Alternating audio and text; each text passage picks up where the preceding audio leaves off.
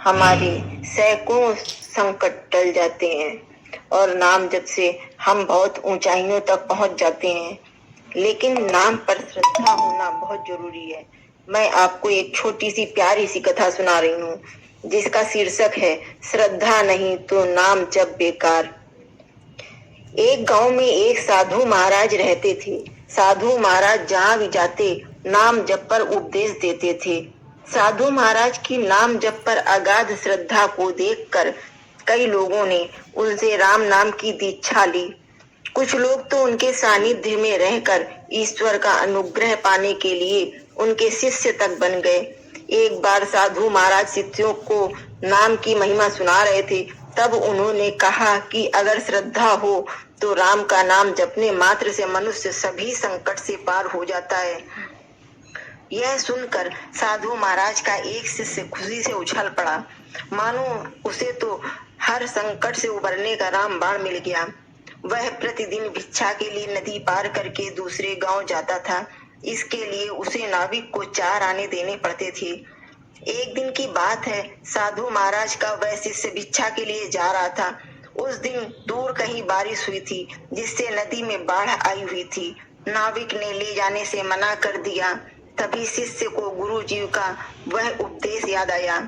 राम का नाम जपने मात्र से मनुष्य सभी संकट से पार हो जाता है। शिष्य ने सोचा, अगर राम नाम से सभी संकटों से पार हुआ जा सकता है तो नदी पार करना कौन सी बड़ी बात है। लेकिन फिर भी उसे संदेह हुआ, कहीं डूब गया तो उसने पहले गुरु जी से पूछना उचित समझा। यह गुरु जी के पास गया और बोला, गुरु जी आज तो नदी में बाढ़ आई हुई है और नाविक ने पार कराने से मना कर दिया है, अब क्या करूं। गुरु जी बोले, कुछ नहीं, आज जल पर निर्वाह कर लेंगे। लेकिन जल पर निर्वाह करना शिष्य को मंजूर नहीं था। उसने गुरु जी से फिर पूछा, गुरु जी आप कहते हैं राम नाम जपने मात्र से सभी संकटों से पार हुआ जा सकता है, क्या राम नाम नदी से पार हुआ जा सकता है।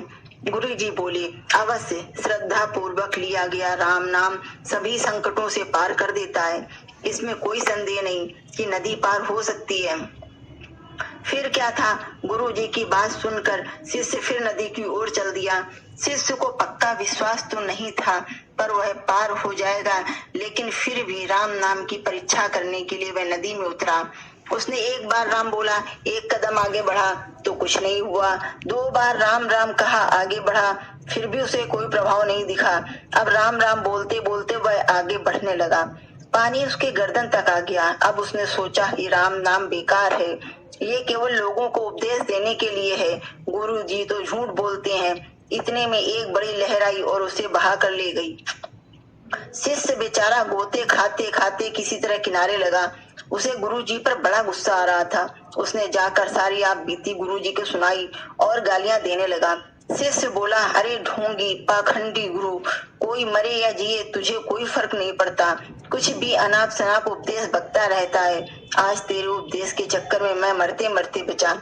ये ले तेरी कंठी माला, आज मैं तुझे पूरी दुनिया के सामने नंगा करूंगा। गुरु जी शांत बैठे मुस्कुरा रहे थे। यह देखकर शिष्य गुस्से से लाल हो गया। मैं जा रहा हूँ गांव वालों को तेरी असलियत बताने। यह कहते हुए शिष्य फिर से नदी की ओर चल दिया।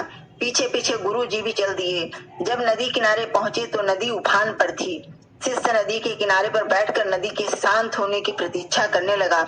गुरु जी किनारे पर रुके नहीं, बिना रुके नदी में उतर गए। जैसे ही साधु महाराज नदी में उतरे, नदी ने रास्ता दे दिया।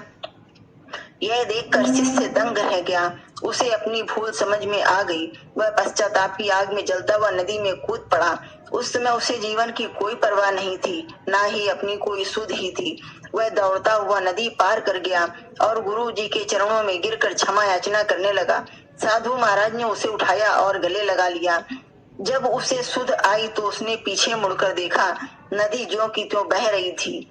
उसने आश्चर्यपूर्वक गुरु जी से पूछा, गुरु जी ये क्या रहस्य है, जब मैंने राम नाम जपा था नदी पार नहीं कर पाया और अब जबकि मैंने कुछ नहीं जपा फिर भी नदी पार हो गई, ऐसा क्यों। गुरु जी बोले, वत्स, जब श्रद्धा का चमत्कार है।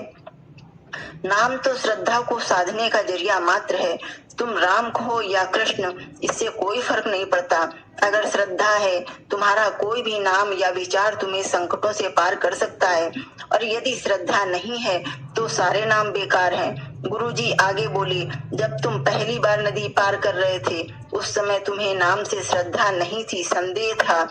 लेकिन अब जब तुमने उसी नाम से मुझे पार होते हुए देखा, तो तुम्हें अपनी भूल का एहसास हो गया और तुमने जीवन की परवाह किए बिना समर्पण कर दिया। यही श्रद्धा है। जब श्रेष्ठता से प्रेम, ईश्वर से प्रेम हमारे अंतःकरण में उमड़ पड़े, तो समझो श्रद्धा का प्राकट्य हो चुका है। जब आपका इष्ट नाम सार्थक है, श्रद्धा और समर्पण के साथ ही नाम की सार्थकता है। इसलिए जब भी जो भी नाम आपको पसंद हो वो नाम लें, लेकिन पूर्ण श्रद्धा और विश्वास के साथ। देखिए आप सफलता की किन ऊंचाइयों तक पहुंचते हैं। जय श्री कृष्णा। राधे राधे।